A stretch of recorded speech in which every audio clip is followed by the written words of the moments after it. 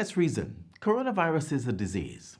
Does it have a class preference, meaning those who are from uptown versus downtown, country or town will get it and not the other? No. COVID-19 infects the rich, poor, educated, illiterate, young and old.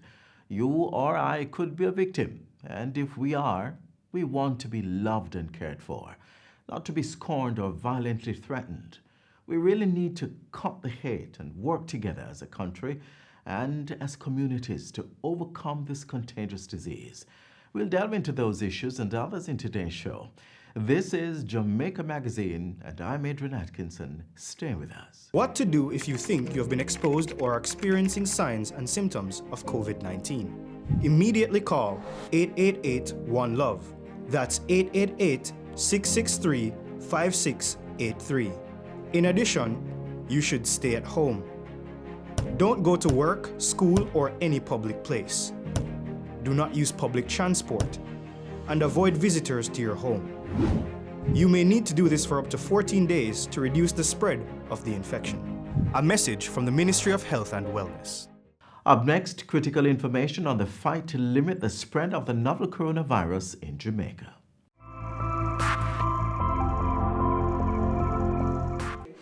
The number of confirmed COVID-19 cases has risen to 364, so from 348 to 364, which means 16 additional cases in the last 24 hours. 143, or 39% confirmed cases are male, 241, or 61%, are female, while the ages of all confirmed cases ranges from the 2 months to 87 years. Included in the 16 cases are 7 males and 9 females, having ages ranging from 3 years to 77 years. 7 of the 16 cases are associated with the workplace cluster, and 1 case is a contact case of a confirmed case, and the other 8 cases are under investigation. In terms of case classifications, there are now 34 imported cases, 8 that are local transmission with no epidemiological link, 94 contacts of a confirmed case, 46 that are under investigation, and 182 cases are connected to the particular workplace cluster. Indeed, in addition to the 182 that's linked to the workplace cluster, 37 additional cases are contacts of that workplace cluster, which brings, therefore, the workplace cluster plus the contacts to 219, which is the majority, of course, of the number of cases that we have. We are still doing a lot of work in the parish of St. Catherine, and the Prime Minister will speak more to that. But in particular, we have another 50 or so employees of that particular workplace cluster to contact and to manage their particular case, and approximately 250 contacts of that 50. So approximately 300 or so persons that we're still working on in an attempt to contain and control the potential for further spread, not just in that parish, but beyond. We continue to advise all employees to remain at home until they are contacted by the St. Catherine Health Department. Even if the 14-day period quarantine has expired, employees are also reminded that the absence of symptoms does not mean, very importantly, does not mean that one does not have COVID-19. Indeed, because of the age profile of that population, a younger population from that particular institution, they are primarily asymptomatic. Simply put, they have no particular symptoms, not a cold, not a fever, not a cough, but they have the virus. And this is not unusual, particularly in younger generation. And at the same time, there is still a possibility of spread. And it is in the spread and spreading to your older population, many of whom may be your relatives, your mothers and fathers and grandparents, that major danger could be created and life-threatening illness could follow. So we ask that they take the virus seriously, even if they believe that they have no symptoms or they don't feel any symptoms. The quarantined person should have little or no contact with other members of the household and restrict visits from friends and or family. So that's what quarantine means. Keep to yourself. Quarantined person should also cover their mouths when they cough or sneeze with a tissue and then throw it away in a covered bin. Must wash hands using soap and water before and after using the bathroom, coughing or sneezing. Avoid touching eyes and mouth, especially after sneezing or coughing, and restrict members of the household from utilizing the same bathroom.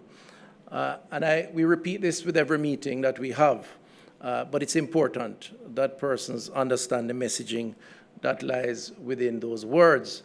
It is about protecting you and protecting those around you.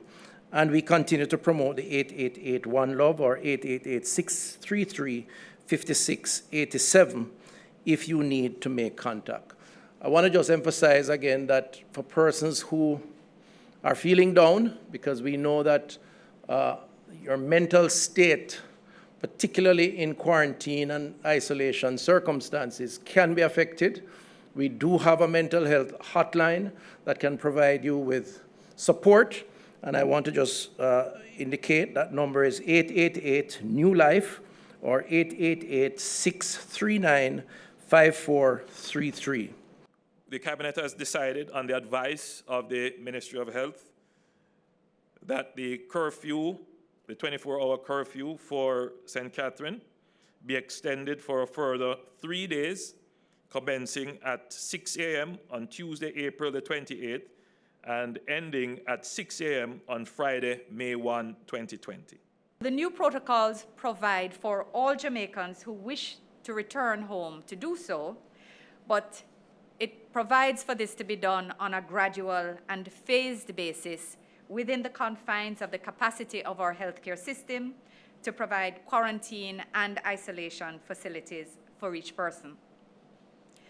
It also requires that we consider the number of healthcare professionals which it takes to monitor the quarantine and isolation facilities. Another reality which operates as a constraint is the fact that within the demands of treatment, the risk of further spread of the virus, Jamaica unfortunately does not have the resources to charter flights or to pay for the return of our nationals. Persons will therefore be responsible for making their own arrangements for travel, taking into consideration the limited availability of flights. We know that many of our citizens, however, at whom these protocols are targeted, so not the general overseas community who always wants to come home, but our citizens who traveled before travel restrictions were implemented globally and who now wish to return. We recognize that they mostly have return tickets for flights which would have been canceled. And accordingly, we have started informing the airlines of our new protocols for controlled reentry and advising them that nationals who still hold tickets for their airlines will now be seeking to rebook once they have received the travel authorization through our new online portal. So let me tell you a bit more specifically about the portal. As you may see on the screen, the website where the portal is available is jamcovid19.moh.gov.jm. When you go on that website, you click on Immigration, and you will see a form that asks you to sign in with your email. So if you don't have an email address, ask somebody to help you quickly set one up on Gmail or any other of the free sites. It only takes 5 minutes, maybe less, so that you will have your own email to use as your unique identifier for applying for return. You sign in, it will send you back what they call an OTP, which is a one-time password. It sends you back a password so that It's clear that you are the person applying, and you will be able now to be identified within the system so that any additional information that's needed, any problems that come up, you can be communicated with directly through the app. So when you have signed in, you'll be asked information. Once you've gotten your email address and your one-time password, you then sign in with that email address, and you'll be required to fill in some personal information, just like you would when you're traveling. So for airline information and immigration information, you give your name, your phone number, your email address, your passport number, of course, the date you left Jamaica on, and the reason for travel. But it will also give you the opportunity to set out some information that you think might be critical for the government to know in considering your application. And when I say government, I actually mean PICA, our immigration authority, which considers these matters now manually, generally. As this return facilitation is taking place in the context of the highly infectious COVID-19 disease, you will be asked some health questions. You'll be asked about any symptoms that you have. It will ask you to declare that you have no symptoms, if you have none, because it will provide you with a list. It will ask you about any underlying any critical health conditions that you might have. Information which will be considered by the public health officials. So it's not going anywhere else, it goes to your public health officials. For the screening that will take place also by PICA, who will verify the information you have submitted. So it will check that your passport is in fact issued by Jamaica in your name with the number and the information that you have given. Because of course this is a high security issue. It is the matter of travel and immigration during an infectious disease. When you have submitted your information, you will either get within 3 days conditional approval, or you will be asked for to answer additional questions by either Health or PICA. Ministry of Foreign Affairs has been in touch with many Jamaicans who are experiencing hardship. Those persons will be given specific consideration in this process. If you have been identified as a high priority travel recommendation, if you are someone who we have been in touch with and already providing assistance, so we know that your needs are verified, urgent, and critical, then you will be flagged for priority in consideration once the other matters, that is your health sign-in, your travel document verification, have been approved by the relevant authorities. Persons coming in and using this application process will have to agree. You will have to agree to mandatory state quarantine. At this time, it's not an option to decide later that you think you want to go home. 14 days quarantine, you will have to agree to that before you come in.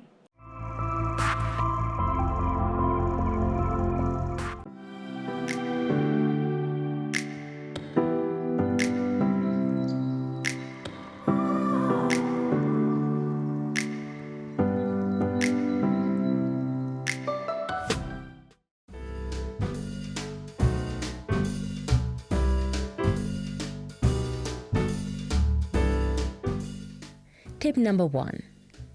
Keep your regular medication and other supplies well stocked.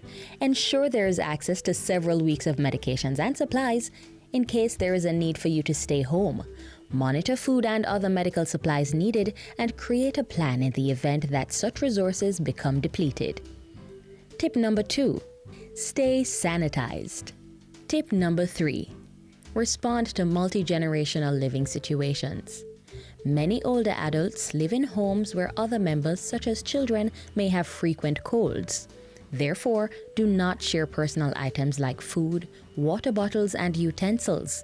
If possible, Choose a room in your home that can be used to separate sick household members from those who are healthy. Tip number 4. Develop intentional caregiver plans. Older adults may be caregivers or may receive care themselves. Caregivers and care recipients should discuss their preparation plans, including how to stay in touch via phone or email. Determine who can provide you with care if your caregiver gets sick. And tip number 5, keep abreast of essential up-to-date information. That means you should find and regularly check a trusted information source.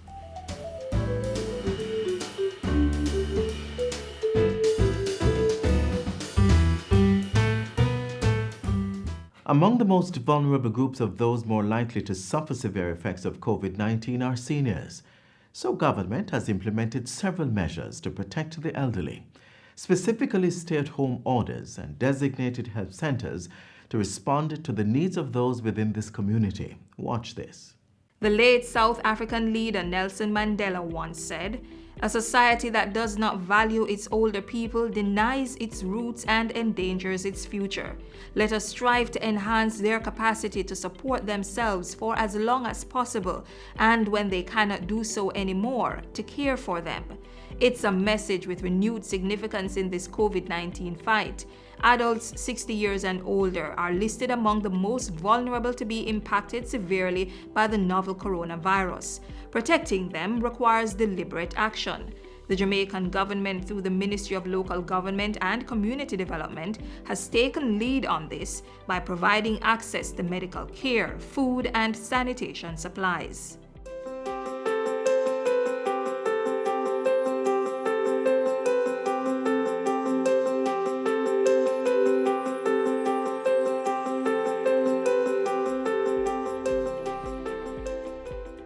All persons 75 years and older must stay at home. The established studies that have been done around it suggest that the susceptible group, the group that is most affected in a critical way, are our seniors, 65 years and above. They will be allowed to conduct the essentials of life, but under certain restrictions. This is not isolating them, locking them off. This is a little bit of social distancing, but it is not social isolation. All right? Still call them on the phone, go and look for them, carry food, make sure they're all right, keep engaging them. But remember that if you are young and healthy and you get the disease, the probability of you recovering is far greater than the probability of your grandparent or even your parent. And you may not even show symptoms. You may have a slight cold, as I say, and you recover, but you are transmitting. You are still carrying the disease, and you go and you hug up grandma, and poor grandma gets sick, and it was all because of you. While government implements that policy to keep older adults at home, it is making sure their needs are not neglected. So the local government ministry has set up the Rona Helpline Senior Care Response Initiative. It is designed to aid senior citizens over the age of 70 years old who are in critical need. The ministry is executing the program through the Social Development Commission. The Rona Helpline Senior Care Response Initiative works by establishing contact points for senior citizens.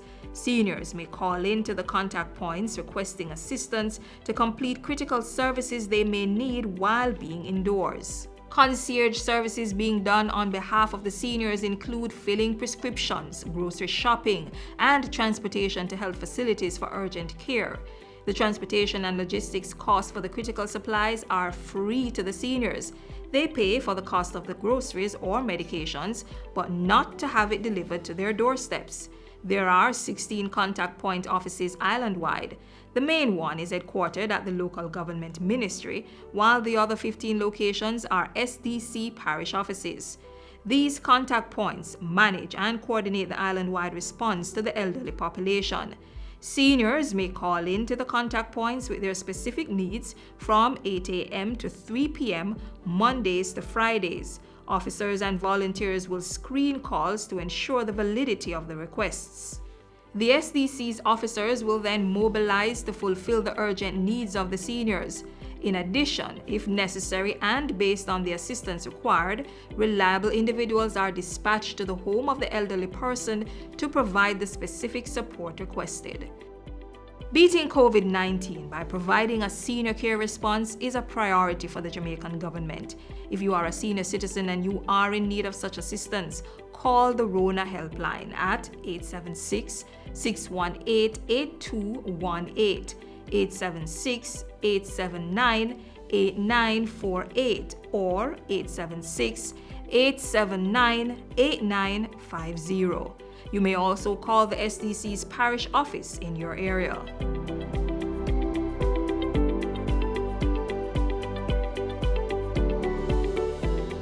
If you did not catch the number for your parish, the contact points numbers are listed on the social media pages of the local government ministry and the SDC.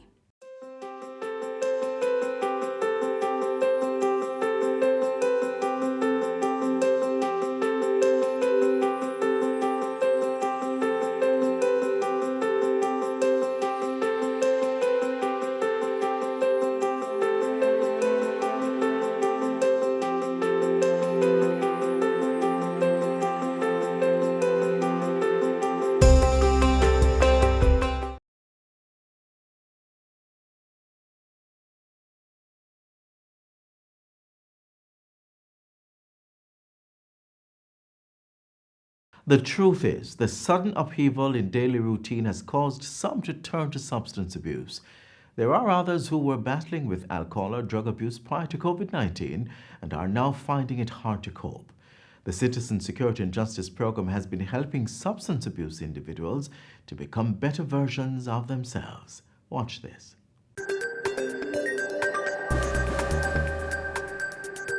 It's a good program so far, because it helps out us a lot. Because every day we sit on the corner, now do nothing, you know. And CSJP come in now and give you a chance to do skills and get a certificate and then thing there, you know. They help you out with smoking, counseling and then thing there, you know. Because we used to smoke a lot of weed and the program helped me and cut me down. I left from 10 and now I reach 2 and 1 for a week. See it? So program help out all heap. It has been a wonderful help. With the program, you can further your studies, worse if you couldn't afford to, and it helps you to be a better person for tomorrow. The Citizen Security and Justice Program CSJP-3, through its Psychological Services Unit, CSJP provides persons ages 17 to 30 the benefit of a specialized substance misuse treatment program offered in partnership with the National Council on Drug Abuse and CDA. We are working with the clients, the families, the institution that they go to, be it remedial education classes or vocational skill training. Very few of the clients will admit that they have a problem. We refer them to our social worker who will do a detailed analysis on the client using the drug assessment screener. And then, based on the results of that, he will do referral now to the NCDA for treatment. Individuals, community groups, or institutions within communities where CSJP operates can also refer youths who live in these communities. The Specialized Substance Misuse Treatment Program helps youngsters who participate understand the effects drug misuse have on their health and their productivity at work or school. The persons that we interact with are mainly misusing marijuana and alcohol. And as we know, marijuana, it's described as a psychoactive drug. So it mainly affects your brain, your mind, and how your brain develops. So how it will affect these clients is that it impairs their memory, it affects how they make decisions, solve problems, where it's hard for you to remember things. You're in class, it's hard for you to focus on a particular topic. And at work now, it also affects your motor coordination and balance. In terms of alcohol use now, it basically lowers your inhibitions. So you're not really thinking about how your actions may affect something, so you're basically not going to work as focused.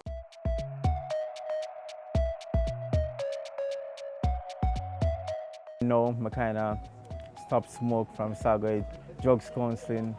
I catch and stop smoke and I see a difference. And when I smoke weed, it play like trick on my mind. Like somebody that can harm me, somebody that can do me something dangerous.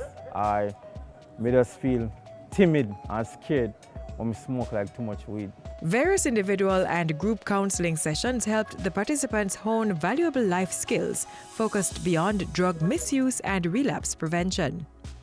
The program also teaches coping skills like conflict resolution and stress management. You have anger management class, you have drug abuse class, and they would tell you how to help to cut down on the drinking automatically until you can just get rid of it. All the things they teach, most of all, like evening hours, we try to reach a ball game and then things. Well, other activity I must stay home, do my homework, read a local book. Treatment program of the CSJP also takes into consideration the client's support system, the family and triggers that are identified that would cause them to relapse into any of the dangerous practices. Appropriate strategies are then explored with the client to deal with and manage these, whether they be environmental, social, or emotional triggers such as stressful situations and conflict. Ideally, what we'd like is for their family, their friends, their colleagues to be what we call accountability partners. So persons who are aware of the problems that they have and that can keep them accountable to staying on course and not relapsing, not going back to using the substance. So persons who will check in on their progress, ensure that they're not smoking, be encouragers for them. What we don't want them to be doing is to also be using the substance, because then they'll be influencing them to use also. And as they go through the specialized substance misuse treatment program, clients are better prepared to benefit from educational, vocational, job training and internship opportunities provided through the Citizen Security and Justice program. My life will be one of these well professionally. My friend will encourage me all through them, say it is a good thing and love is what I do. Youth who participate in the program also develop a greater sense of self and well-being as they reduce or stop using drugs and begin to feel more confident in themselves to do well, achieving certain goals through their own talents and abilities. Because they remember they're back in the school now, enough things when they drop off from the go all age school, me catch on. Now I like do a city and guilds. Never know I could have come to the exam there. Family members of beneficiaries recognize the changes in their loved ones and are encouraged to see the improvements in their siblings or relative. I feel good to know that he is not walking up and down like our youth who like go up and down. And kind of more keep steady and more to talk about the school. When we finish with the client's supposed to have education, the client's supposed to have experience. The client will have skills, the client will know how to make better decisions. The Citizen Security and Justice Program CSJP, a multifaceted crime and violence prevention initiative of the Ministry of National Security, transforming lives through social intervention.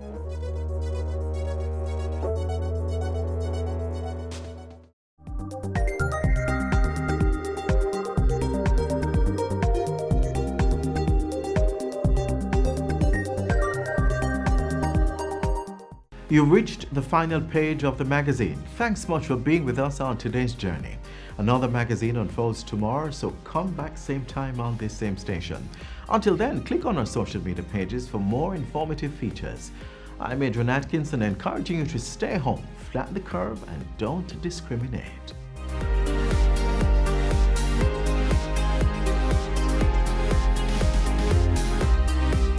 This has been a production of the Jamaica Information Service, the voice of Jamaica.